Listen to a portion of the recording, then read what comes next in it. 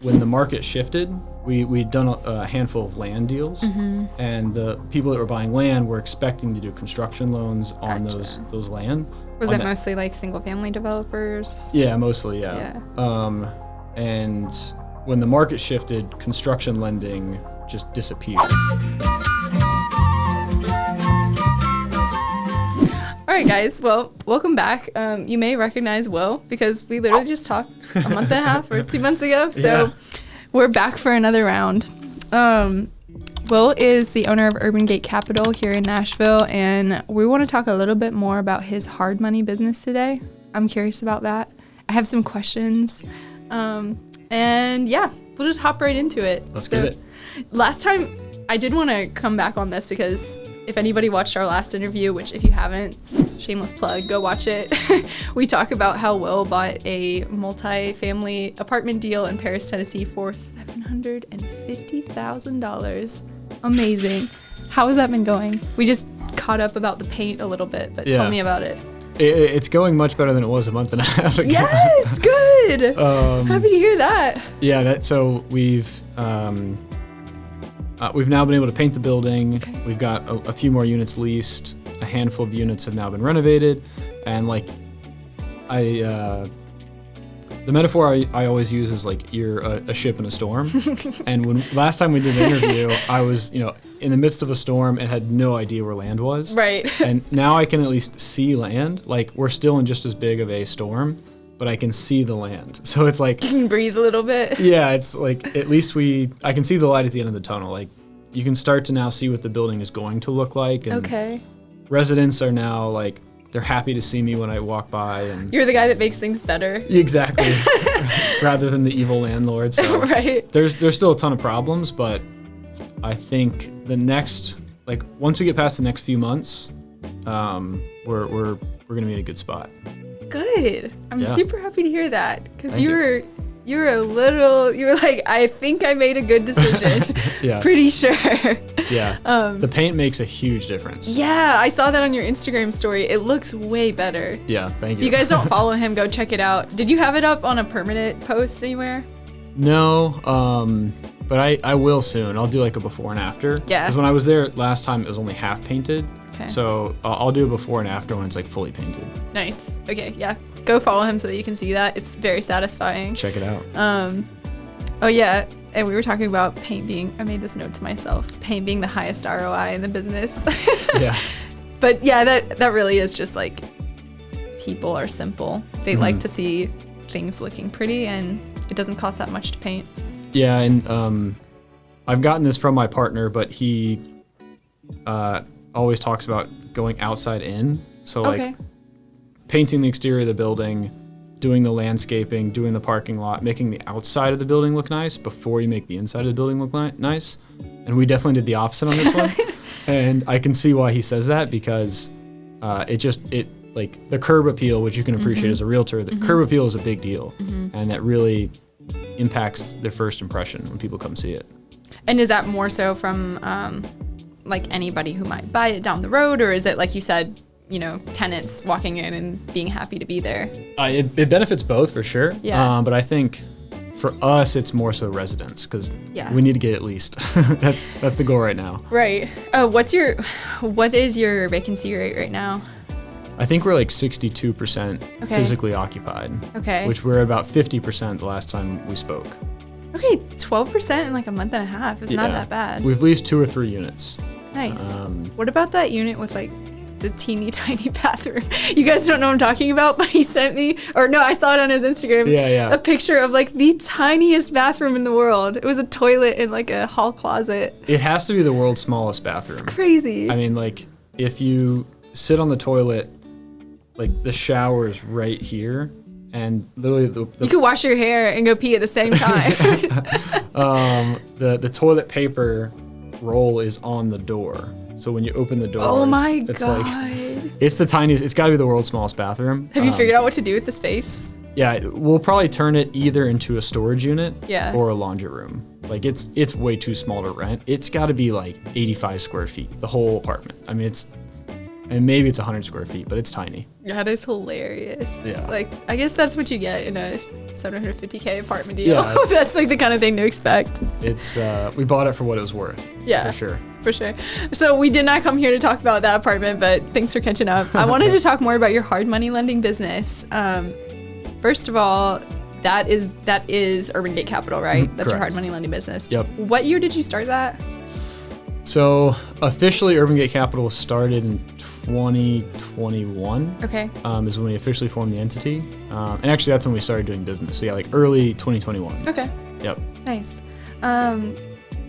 Okay, I'm just gonna go macro because I don't know if everyone is on the same page. I assume a lot of Ren members probably know what hard money lending, but if anyone else is watching this, maybe they don't. Yep. What is hard money lending? So hard money lending is, in the most basic form, it's typically like lending to people who are flipping houses Okay. at slightly higher interest rates. Okay. So that's why they call it hard money, because it's more expensive. Mm-hmm. For a long time, I used to try and say private money, but then no one knew what I was talking about. So Sounds too bougie or something. well, they're like, so you mean hard money? And I go, yes. Yeah. I mean hard money. Yeah. So hard money is like if you were wanting to flip a house, Mm-hmm. you have a handful of ways you could finance the property. You could buy it with cash, Mm-hmm. you could go to a bank, or you could get a loan from a hard money lender. And a bank is great, but they typically take 30 to 45 days. Mm-hmm. They'll lend at 75% of the purchase price, and it might be like 6-7% interest rate. You could buy it in cash if you have the cash. Great. Hard money is you could go to like a company that provides loans specifically for people who are flipping houses. Mm-hmm. Was that the only time you would ever use hard money is for a flip? That's like 90% of the time. Okay. You can use it for a couple of things. You can use it for flipping houses. You can use it for like buying land. So like if you wanted to buy land that you were then going to build a house on, Okay. you could use hard money to purchase the land and then go get a construction loan to build the house on top of the land. So, And then would you reappraise it once you have the structure and then pay your hard money loan off? yes. Okay. So like the loan for the construction typically pays off the hard money lender. Okay, got it. And those are the majority of what we get used for is for flips, for people buying land. And then every now and again, like a unique deal will pop up where people need commercial financing or apartment complex financing. And the term for that in the industry is more of like a bridge loan. But Yeah, I've heard that before, but I didn't Yeah. really know what that was.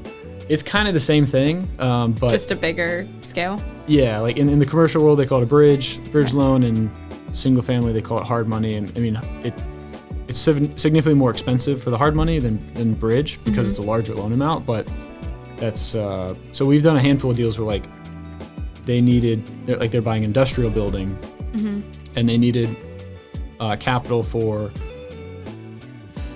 3 to 6 months, and so rather than trying to find a bank or something, they sourced the capital from us, and then they found a bank to refinance them out.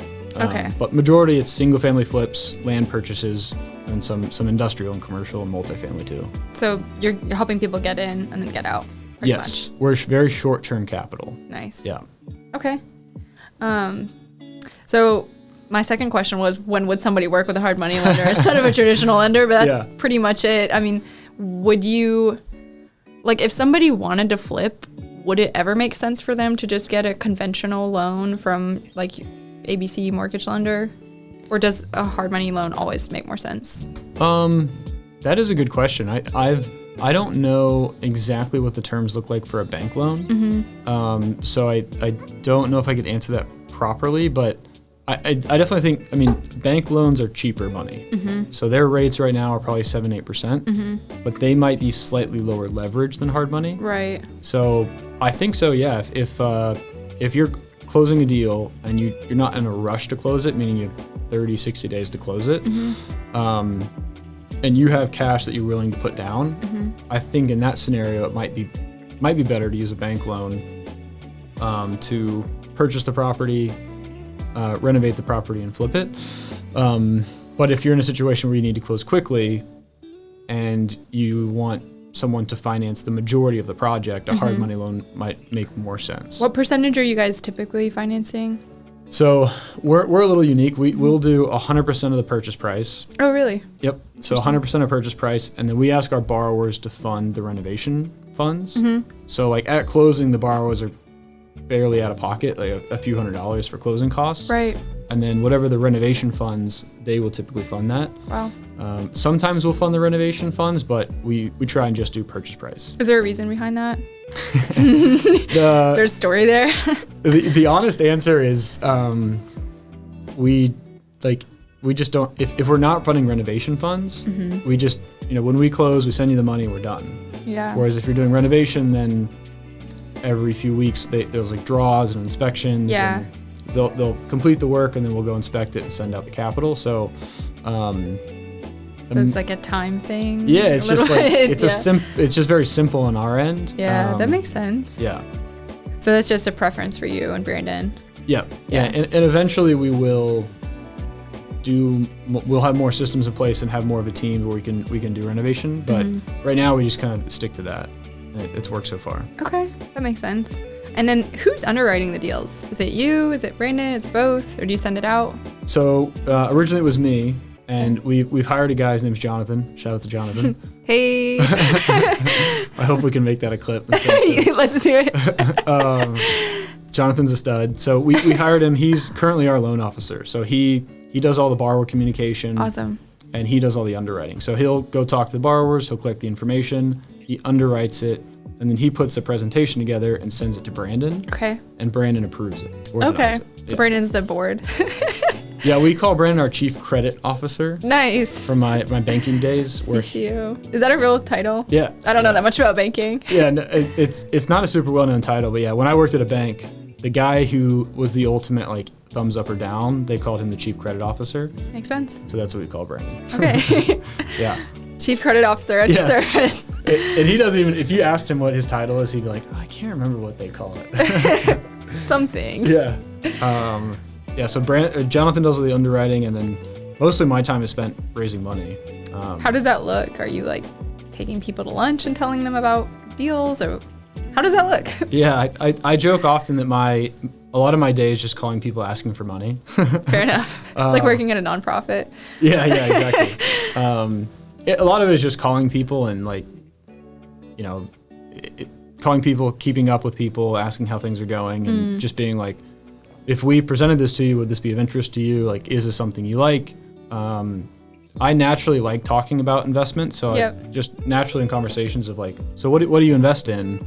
And they'll tell me, and then you're like, oh, well, like, is this of interest to you? And seeing if it would, solve a problem or be a financial benefit to them, and just talking to a lot of people.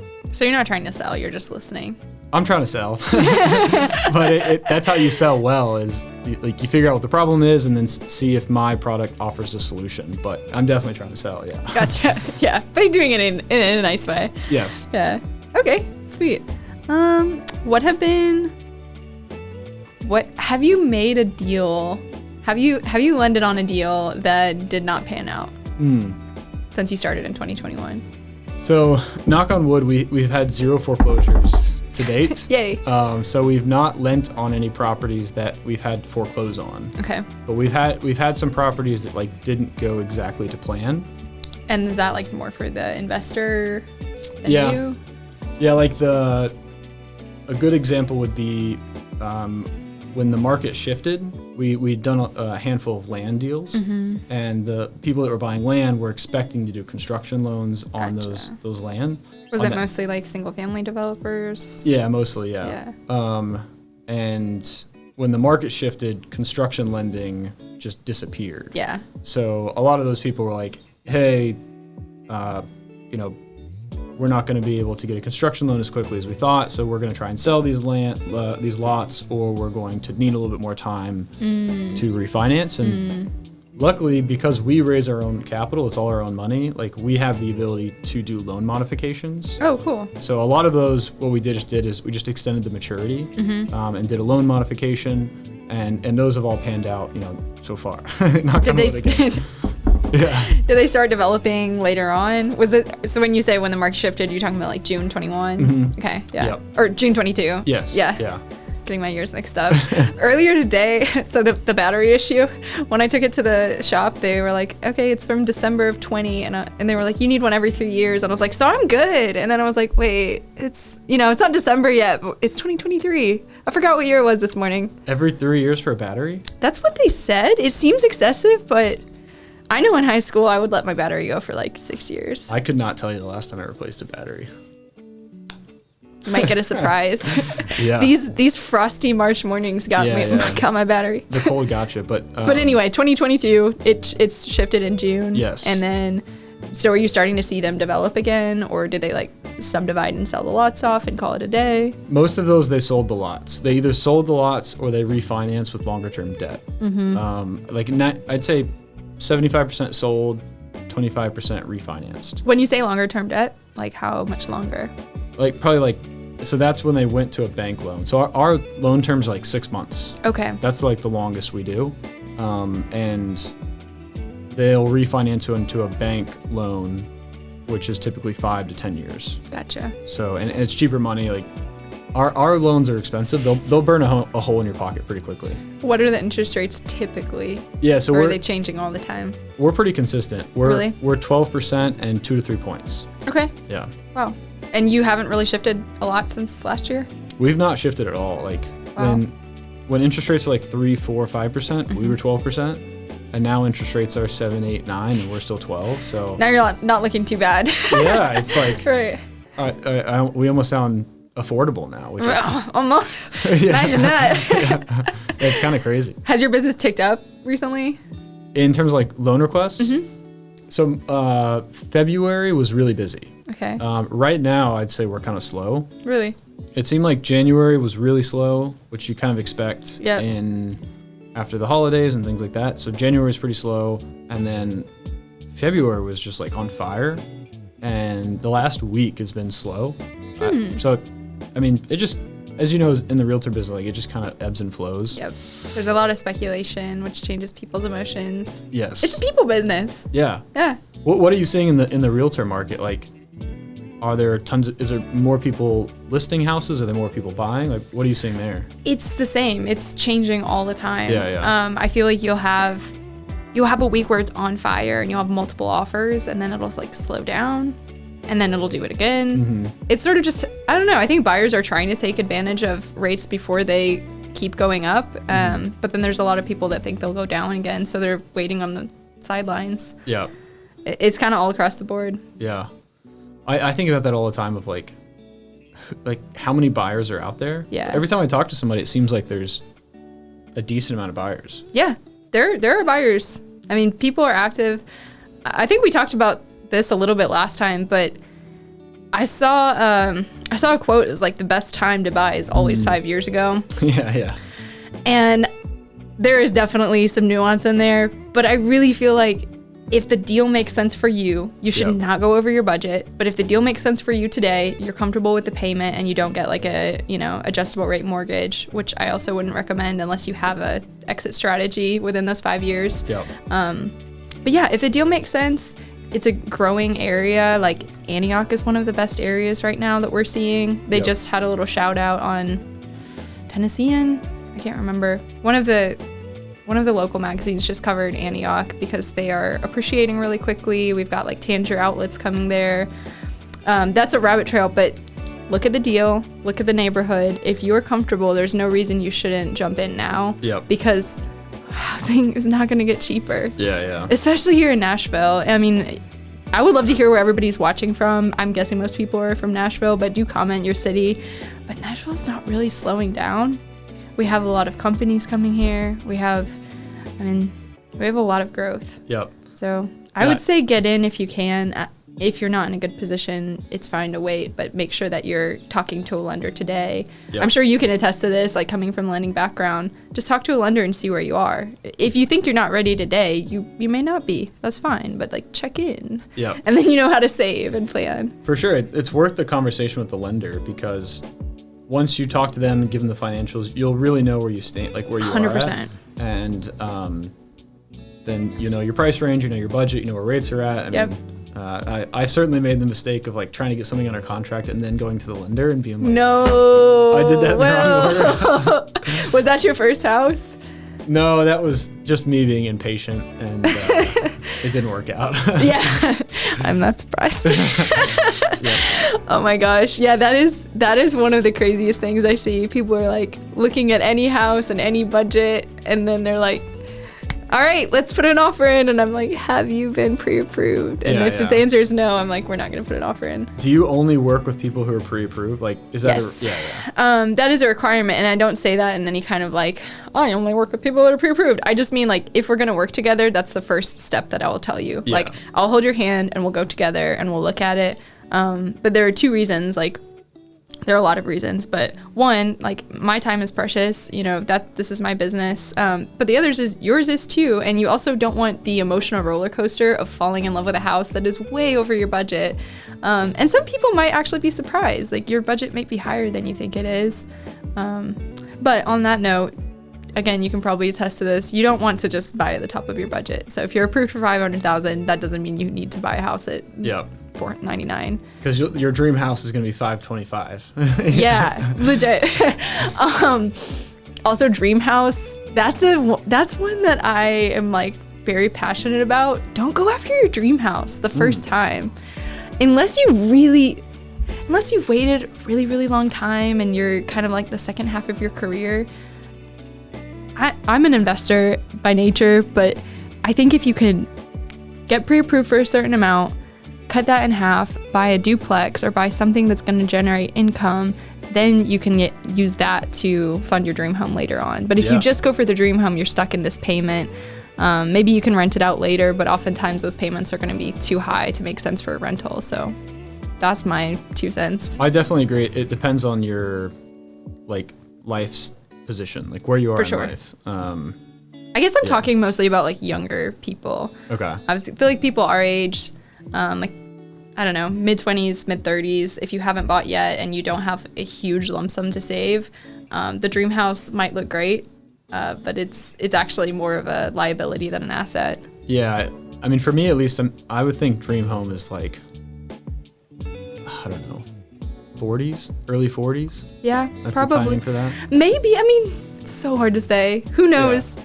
It's 40s / whenever you financially can and it makes sense. That's and true. You already have some investments in place. I don't know if there's a magic age. If I make $10 million tomorrow, that might change. For sure that would change something. I'm just saying, if you're on a budget and you can only afford one home right now, maybe don't go for the most beautiful one that's going to like really push your monthly note.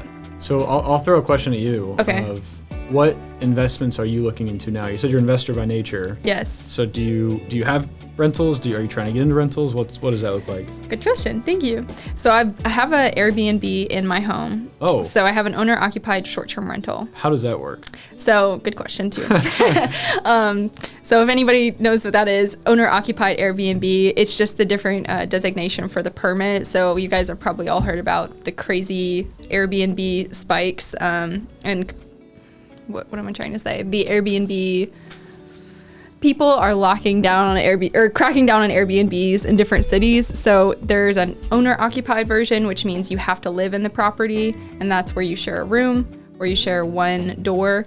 And then there's non-owner occupied, which is what a lot of investors that you or I might work with that are like, I want to buy a condo and I don't want to live there. I'm going to be in another state and I'm going to do Airbnb out of that. Mm-hmm. Mine is a 3-level HPR. So it's like a townhouse with 2 levels on the top, 1 on the bottom that's half garage, and then just 1 bedroom and a bathroom. And the guests actually come in through the front door. They have an automatic pin pad.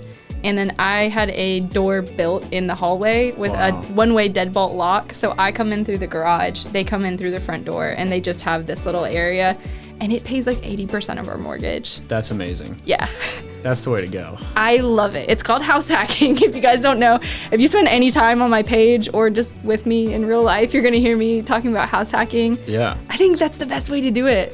And oops, sorry. No, you go ahead. I was going to say, maybe if you do want to, get a dream house, get something where you can cash flow it. Yeah. All right. So I don't know much about the short-term rental space. Are owner-occupied Airbnb, is that, like, can you do that on any house? Is there specific zoning you need? Okay. You cannot do that on any house. So you have to check the zoning map. And then also it's gotten a lot harder since, I think it was January or February of 21. I have my year right.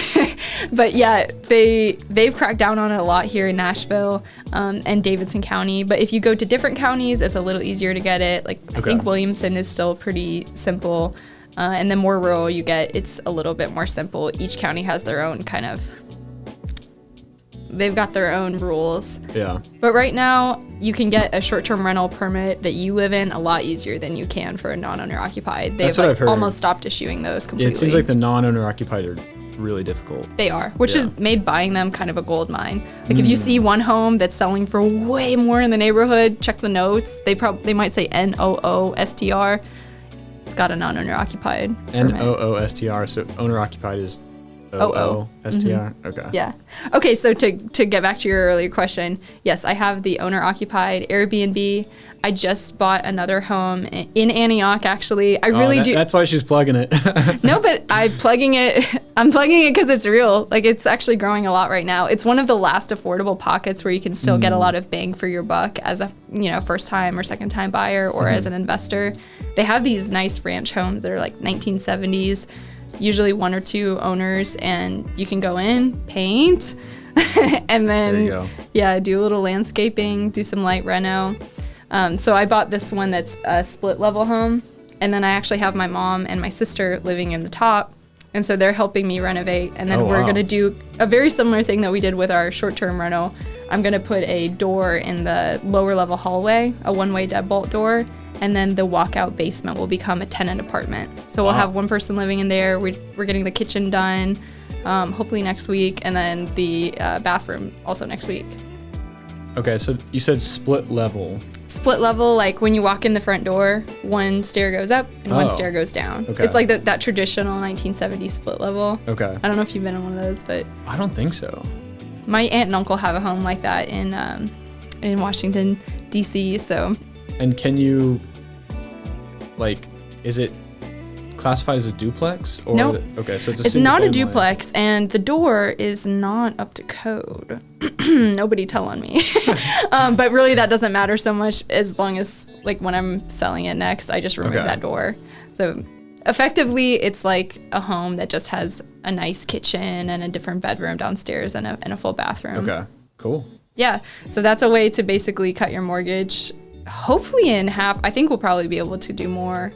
I'm hoping rents will be about $1,100 for the bottom. Okay. And I guess are you going to rent out both sides, or is your family going to live in one? My family's going to live on the top. They want to live there. It's a nice house for them. You're charging them rent? It was an agreement with my mom. We're figuring it out. We're figuring it out. But yeah, she's gonna be able to live there basically way less than she was before because of that tenant. And then she'll probably live there for a year and then maybe do another one. Cool. Yeah.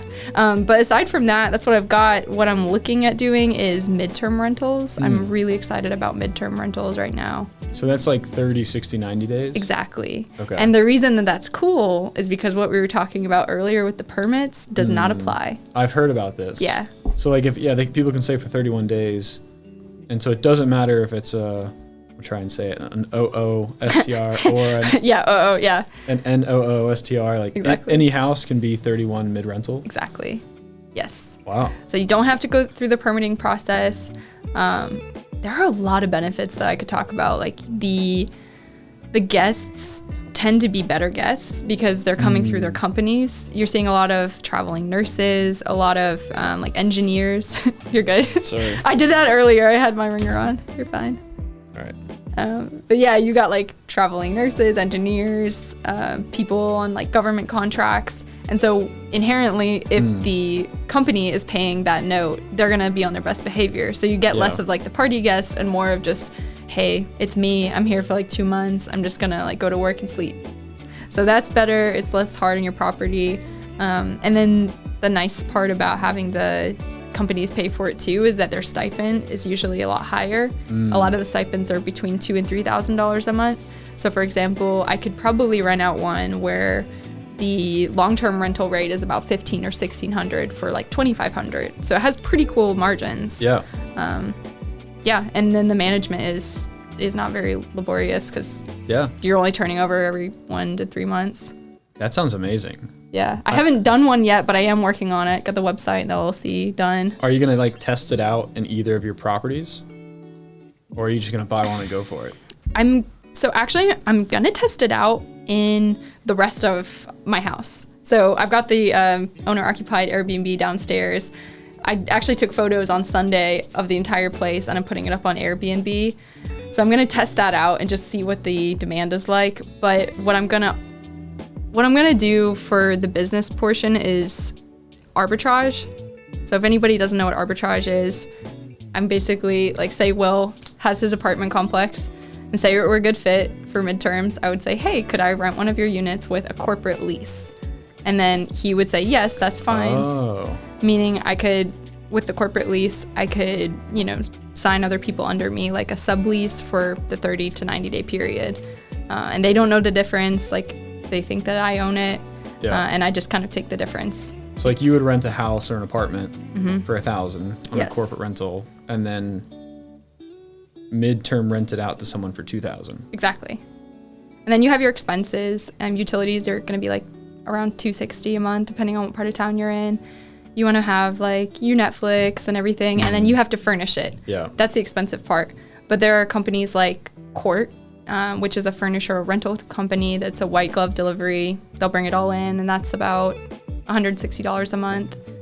So you've got your expenses, but if you find a good neighborhood and you can find that delta, it's pretty cool. Yeah.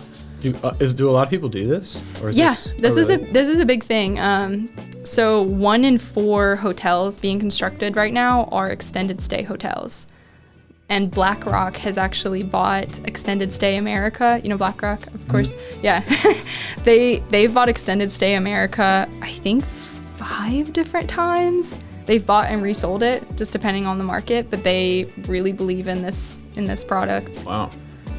Yeah. It makes a lot of sense for Nashville of people who need to stay 30, 60, 90 days.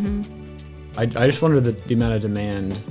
Like, you can't do it everywhere. No, right? you cannot do it it's everywhere. It's very specific to certain locations, I would imagine. But Nashville's probably a great spot for it. Nashville's an awesome place because we've got Vanderbilt, we have the whole hospital district in the West End, and then we have companies like Amazon, and then we've got Fort Campbell and Clarksville, so there's people coming for the Army. Yeah. And then there's even things that you wouldn't normally think of, like say my house burned down and my insurance company gives me a stipend to live somewhere while we rebuild it. I literally know someone who that just happened to. Yeah. Their house, Yeah. I think they had a leak.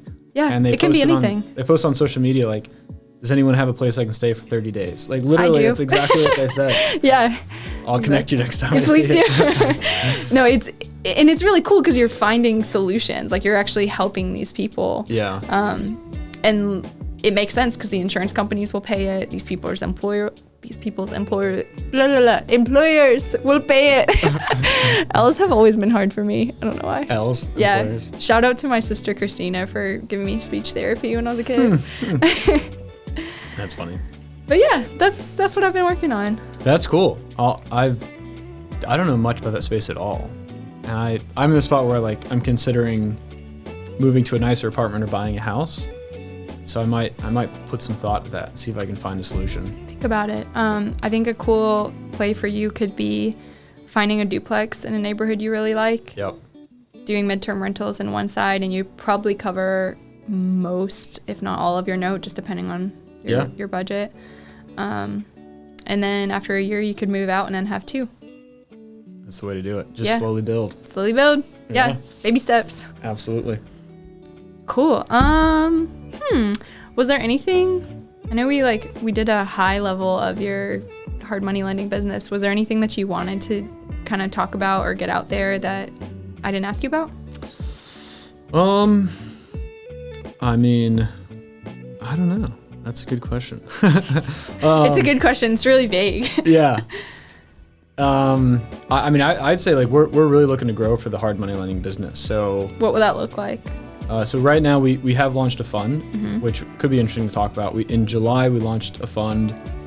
So it's a 506c. We registered with the SEC. What is a 506c? So 506c is a way to structure a fund. Okay. But it's only open to accredited investors. Meaning? So accredited investors, people who have a net worth of $1 million, excluding their personal residence. Got it.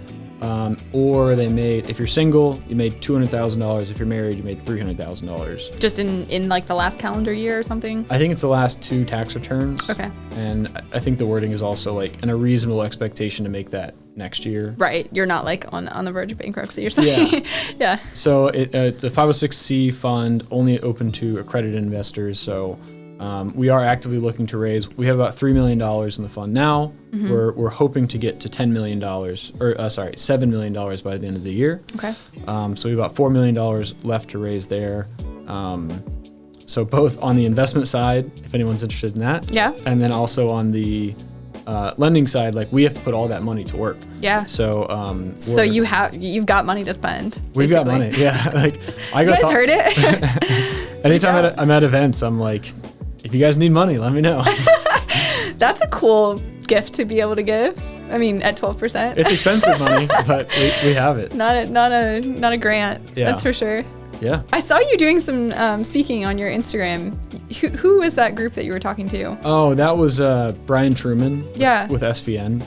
What is SVN? It's their brokerage. Oh, okay.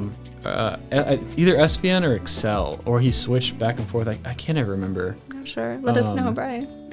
Yeah, I'm sure he'll get mad at me for not knowing that.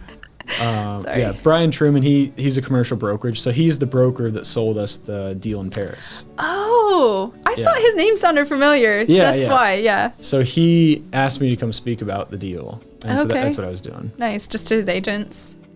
No, just I guess like he runs events, and so people were coming to the events, and he does like monthly events with different people speaking. Like I think Brandon's speaking in the next, either just spoke or is about to speak as well. Cool.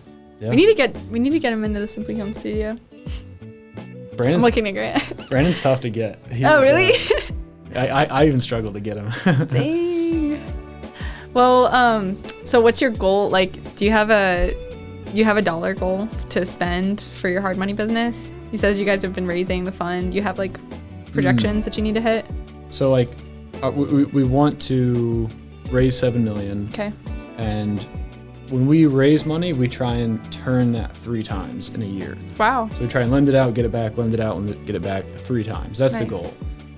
So if we raise $7 million, our loan volume goal would be 21. So we're trying to do $21 million in loan volume this year. That's the goal, and I think we're very short of that. I think we're at like 3 million so far. Like in between 2 to 3. Yeah, that's an interesting position to be in. I'm curious what you think of the greater economy in the market right now. Yeah. I know you don't have like a crystal ball, as no one does, but there's been a lot of changes recently. Yeah. How do you guys like process that? I mean,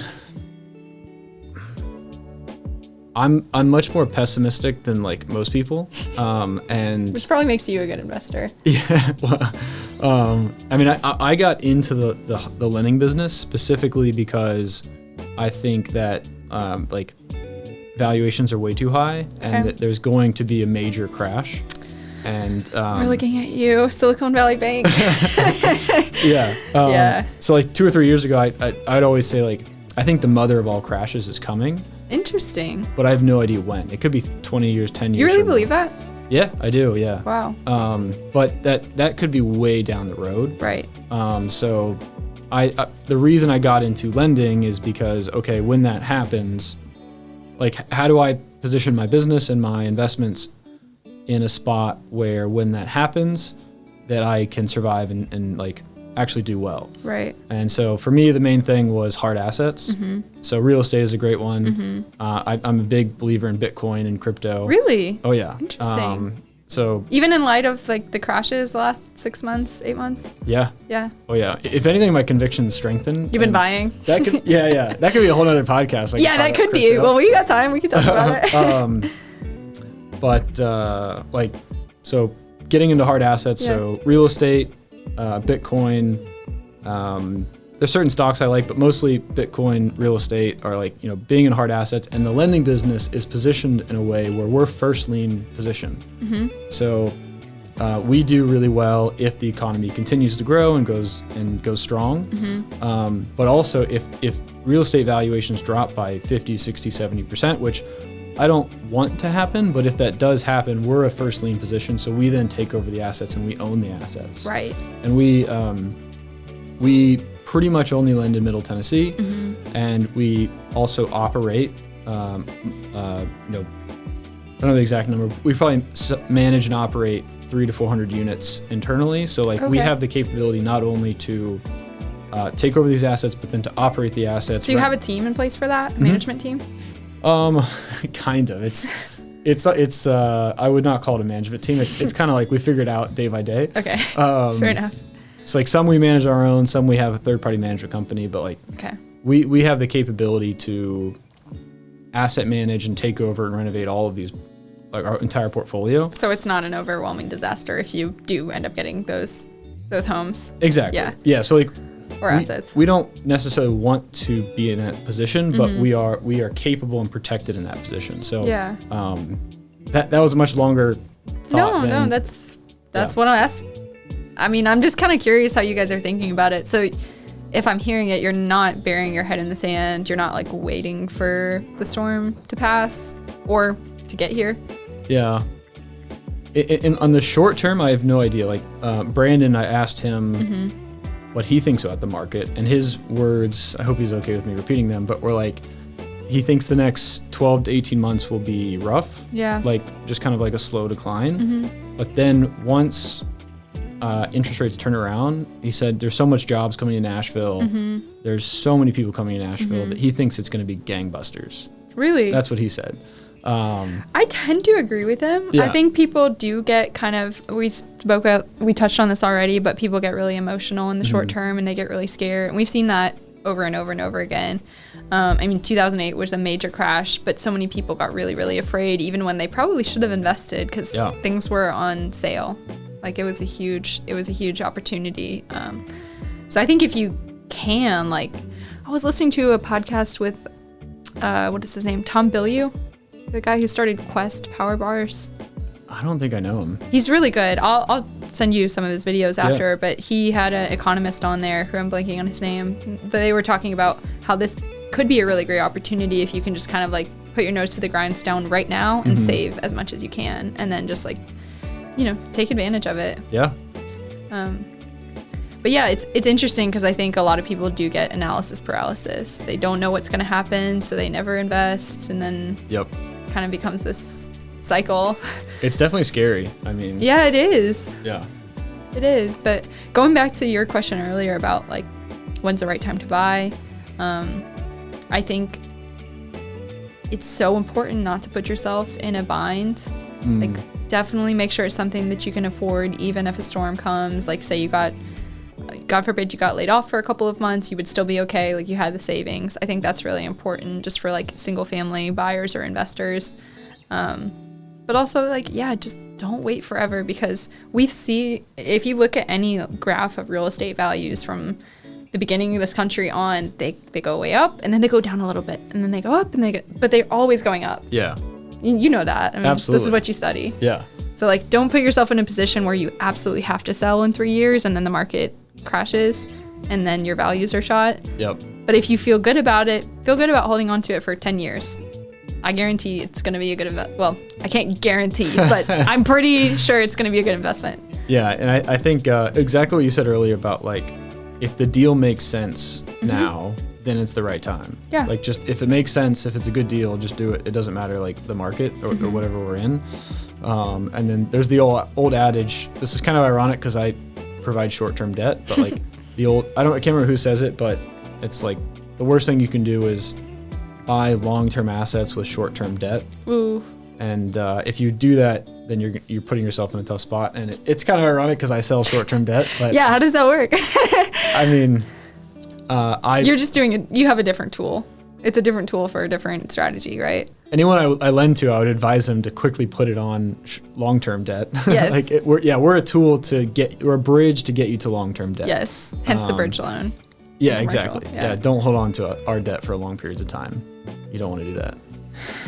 Okay, so I asked about what you're afraid, or are you afraid?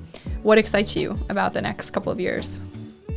If anything. Yeah, and I wouldn't say I'm afraid at all. I'd just say like now is the time to be extremely diligent. You don't want to be too optimistic or too like silly, I guess. Like you do really need to be diligent because things can go south. But what excites me,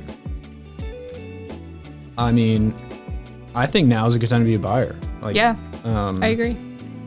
I personally, I don't know if I want things to get worse, right? But like, I for sure don't, because a lot of people will get hurt. Yeah. So that would impact my business. Like my business, if the market's going up, my business does better.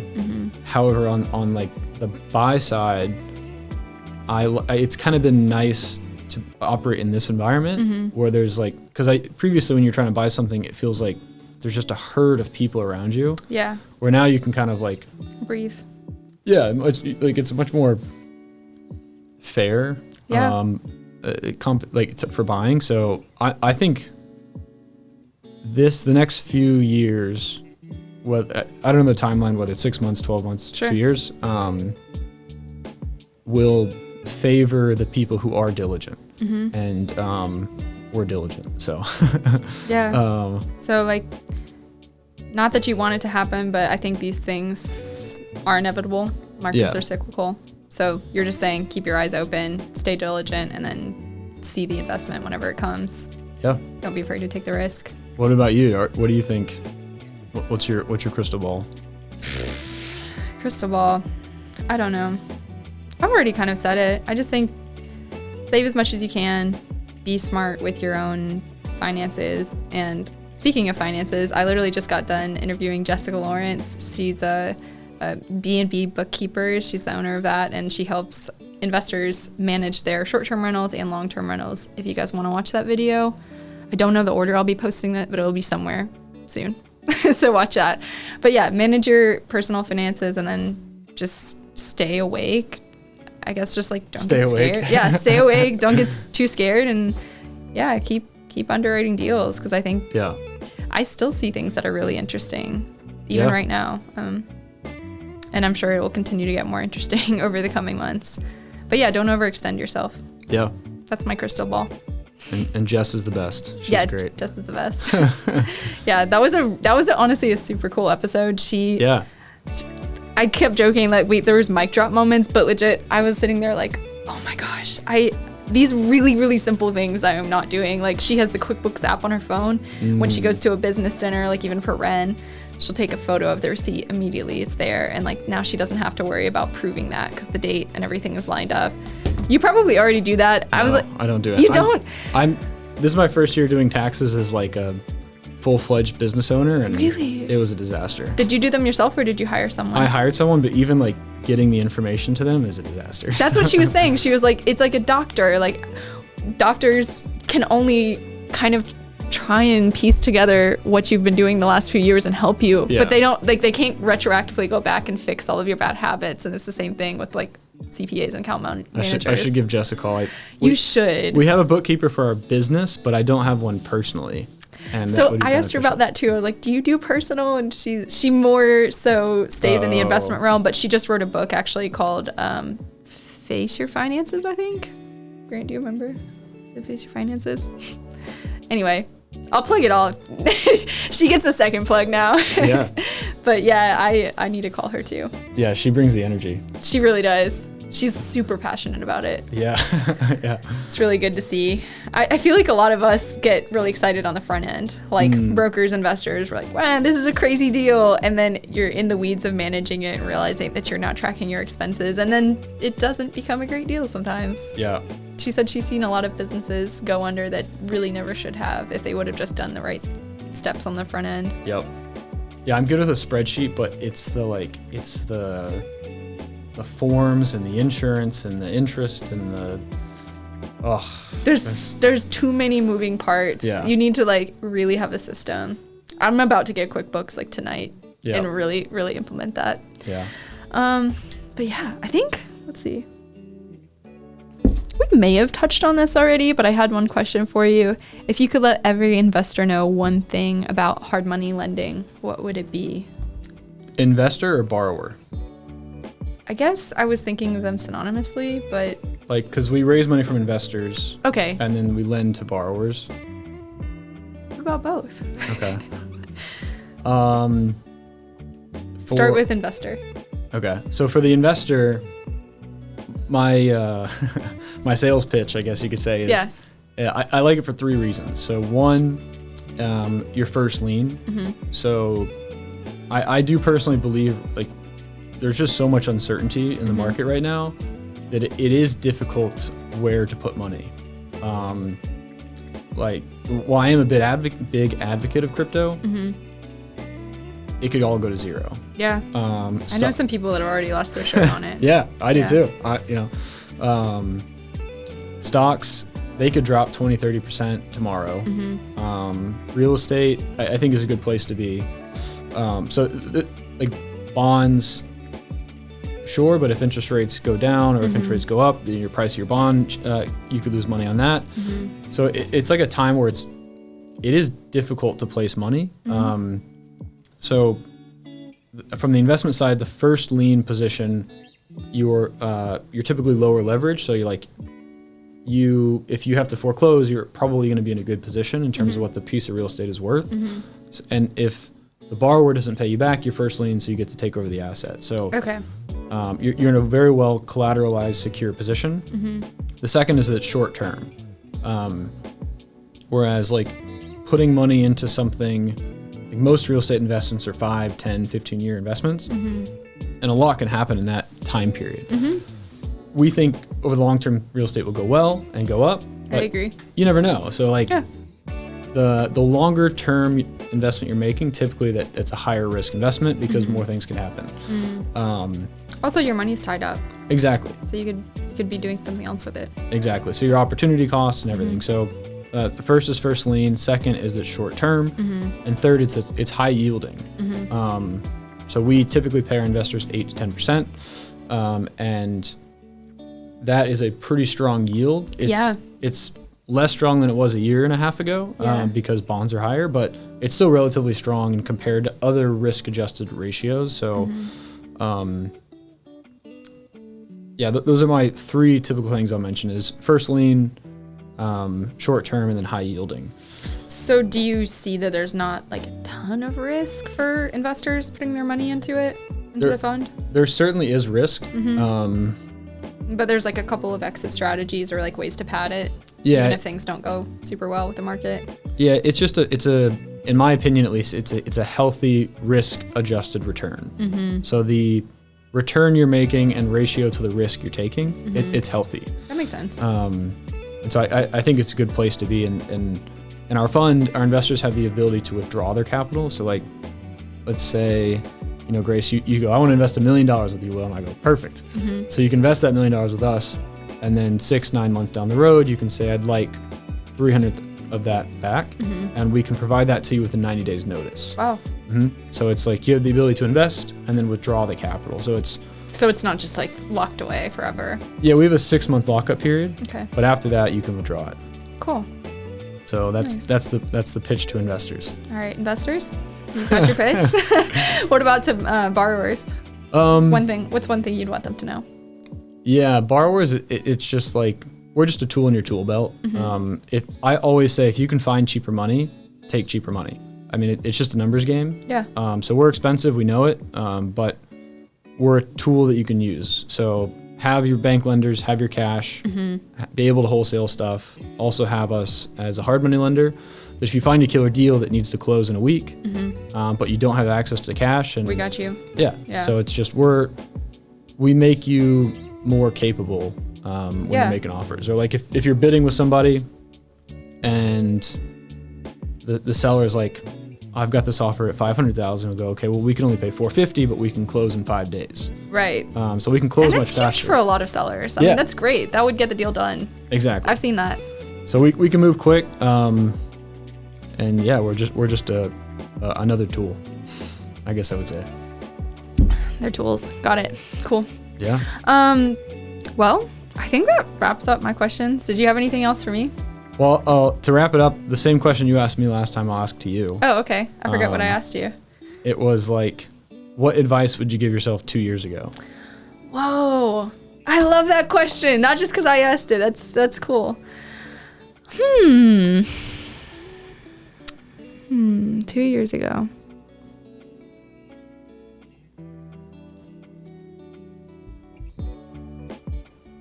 We can edit out the pause. No, it's okay. The pause is real. I'm just kidding. I'm here for it. I just want to contemplate on this because there's a lot of things I would tell myself 2 years ago. I think the first and foremost is invest in yourself. That's become like my tagline of my life on my YouTube channel. If you're watching on my YouTube channel, you'll see it. If you're on Ren, go to my YouTube channel. It's Grace Shockey. But I have #invest on yourself. And that doesn't just mean assets and like physical investments. I think 2 years ago, I was starting to understand what that looked like, but I wish that I could just like go back and supercharge myself and say like everything that you do, like working out, like doing deep breathing, taking a walk, every meal that you take, like, or every time that you go out on like a Saturday and have too much to drink, you're like detracting from that fund. So there's so much, and like I'm certainly not perfect at all. Like I have so much more to grow, but I think if you think about yourself as an investment and like, will future me be happy about this? Which is funny because this is the whole question. Will future me be happy about this? It makes you make better decisions in the moment. So that's a really big one. And then I think the other thing I would tell myself 2 years ago is you don't owe people your time just because they ask you. Yep. Wow. Like even saying that actually feels really freeing. Yeah, you took like a deep breath before you said it. It's like something I'm still learning, but I think it's like a couple of weeks ago, I started saying no to like requests for meetings. And I don't mean that. And like, it's not personal. I didn't mean to hurt anybody's feelings. And I say it very professionally and always give like a reason why. Maybe that will change later on, but that's how I feel comfortable doing it now.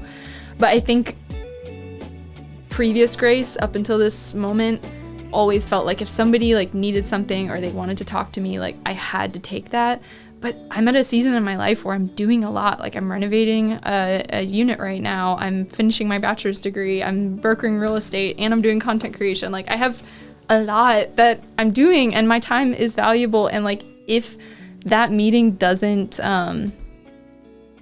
it doesn't provide like value to me, I don't know. I still feel bad saying this. I love everybody, which is why it's hard for me to do this. But if it detracts from my ability to like finish what I need to do and invest in myself and my business, like I just have to say, not right now. Let's figure it out another time. But yeah, how does that hit? I actually feel really uncomfortable saying that. No. I think everyone struggles to like, because you think you feel selfish, but yeah, I do feel selfish. I don't think it's selfish. Like, to be fair, I'm still a huge advocate for networking. Like, I have a lot of meetings, and I think it was cutting it from like 6 meetings a week to like 3. Yeah, no, my business partner Brandon struggles with that a lot because he's also very, very nice, and people ask him all the time, can I pick your brain? And he can't figure out a way to say no. Right. So I don't know the right answer. I personally am like pretty comfortable with saying no. Really? Have you been like that forever, or was there like a breaking point? I think I've just like gotten. I think I've been for like that most of my life, but I think I've gotten comfortable not worrying about other people's emotions too much. Now I feel bad saying that, but no, like it sounds cold-hearted, but I feel like if anybody's in the same position, you'd understand. Like, I don't know. Like you have to invest in yourself. Like you have to invest in yourself. And if I think I'm coming from the place of like on a Friday, somebody would ask me to meet with them, and then I knew that I had like X, Y, and Z to do, and then I already had a meeting at 12 and they wanted to meet at 9. It breaks up my efficiency. Like it breaks up my thought pattern and like ability to get into flow. Yeah. And so if I'm like only there just to like give something, I don't know, man, it's so hard to say no for me. I found that like if you have good intentions and you just communicate clearly, people don't take offense to it. So like, yeah, and I do try and do that. I'm like, I'm actually working on like this project. Now's like not really a good time for me, but I would love to talk to you in the future. Yeah, if you tell them why, generally people are like, oh, okay, cool. Yeah. Like that, and then it's fine. Like, I don't know if you ever heard my voicemail, but it's literally. I don't think I have. It's literally, if you called me before 10 a.m., I'm not answering my phone yet. Nice. And did you read 4 Hour Workweek? I did, but I got that from Deep Work. Oh, okay. I don't know that one. Yeah, it literally is like, you know, if you call me before 10:30 a.m., I'm most likely not answering my phone at this time. If it's an emergency, call back and I'll answer. And then I say the same thing for 5 p.m. So like, and all of my friends, all my coworkers, my teammates, they all know, don't call or text me before 10:30 a.m. because I'm like, I put my phone in a different room. I don't even look at it. Nice. I love that. Yeah. And so like people will call me at like 10:15, like, and people know, like, are you still in your deep work? Yes, I am. So I did want to ask one more follow-up question on. Yeah. You said invest in yourself. What is like the highest, like what is the number one thing, or the number one habit or trait or thing you do that you use that like has the highest impact on you investing in yourself? Oh my gosh, can I say 2? If you rank them. Okay. Oh. First and second. Number 1 is health. Yeah. Number 2 is learning.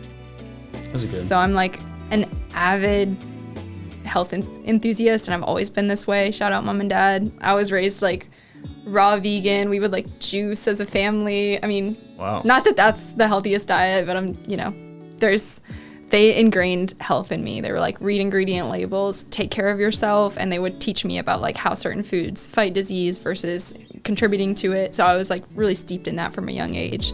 So I really value health. And then in 2020, I started working out like 4 to 5 days a week. So I never had that kind of discipline about it, but now I'm totally addicted to it. And I realized that if I slack off on that at all I'm doing is making sure that every other thing in my life doesn't go as well. Like versus when I'm diligent about it, I'm happier. I'm a way better friend and partner and like human, and I'm gonna work better and just feel better. This is the vehicle that we experience life through. Yeah. And if you are not tuning it up properly, then your life isn't going to feel as good. Yep. So health is huge. It doesn't matter how many physical investments you have if your health is not good. And then second one is learning, because I'm just like so curious. I want to learn everything, which is probably clear because I do so many things at once. But just stay curious. Like my phone is both an enemy and my best friend, but I carry around all the time listening to podcasts. Sometimes I just need like an emotional boost. Like some days you just wake up and you're like, man, I don't feel super happy today. I don't feel really good.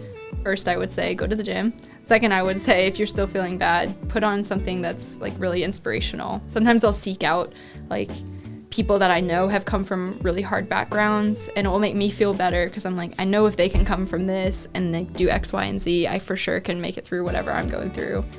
And then the other thing is I like to listen to like neuroscientists and biologists, and I just went to straight science, but I do everything like economists and everything, because I think everybody has a specialty and like a genius zone, and if I can just listen to 45 minutes of that a day, it elevates me as a person. Stay curious. I like it. Cool. Well, this was super fun. Yeah. I'm sure we're gonna do another one. Looking forward to it. What we're gonna talk about the next one? You said I said crypto. Yeah. Okay. Well, crypto episode coming soon. That's a rabbit hole for sure. Yeah, it is. That one's gonna be a hot take, I'm sure. Yeah. Well, cool. I appreciate it, Will. Thanks for your time. Thanks for having me. It was great. Cheers. Cheers.